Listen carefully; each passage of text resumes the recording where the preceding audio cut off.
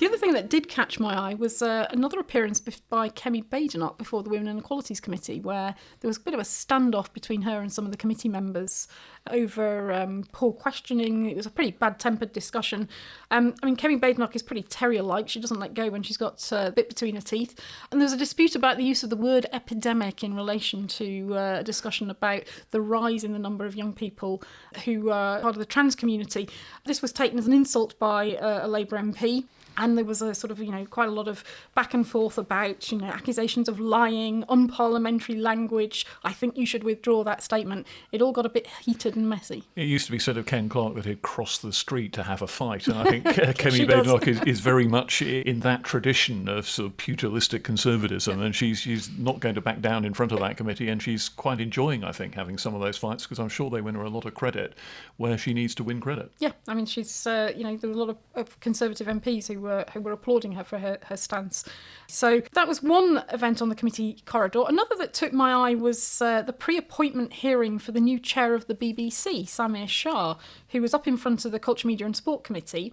Now, pre-appointment hearings were introduced in 2007, and basically select committees take evidence from a minister's preferred candidate for particular key appointments.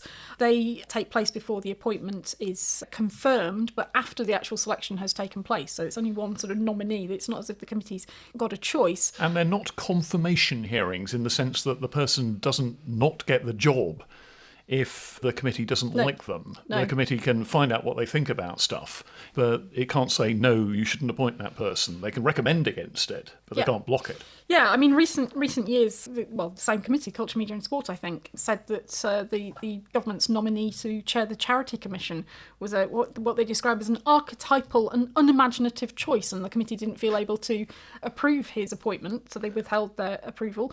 Similarly, Michael Grade, of course, well-known broadcaster and former chairman of the BBC. Indeed. Yeah, indeed, media figure. He was lined up to be chairman of Ofcom, and the committee thought that he lacked depth when talking about social media and online safety. And again, they didn't feel able to support his appointment. But did it go ahead anyway? It went ahead anyway. Yeah. And this is the thing. So sometimes, the committee, if they criticise appointments, sometimes the candidate themselves will withdraw. Dame Janet Finch withdrew some years ago as she was recommended to be chair of the, I think it was Office for National Statistics.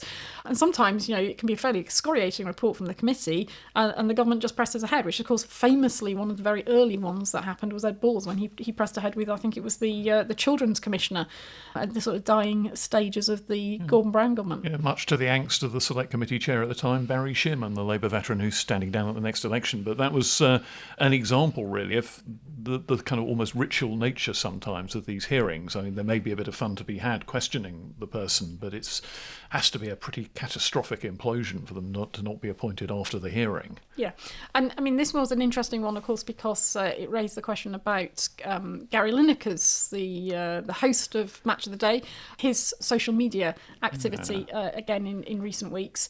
And, there's also sort of been issues around whether there's been political interference at the BBC. I think the appointment of Samir Shah, you'll know better than I do, quite an interesting appointment. Well, Samir Shah's not a grand city figure in the tradition of some of the other recent appointments. Samir Shah's actually a serious broadcaster. When I first came down to work at BBC Westminster, he was the head of the Westminster operation. He's a serious political producer of very long standing, was on Panorama and various other programmes for quite a while.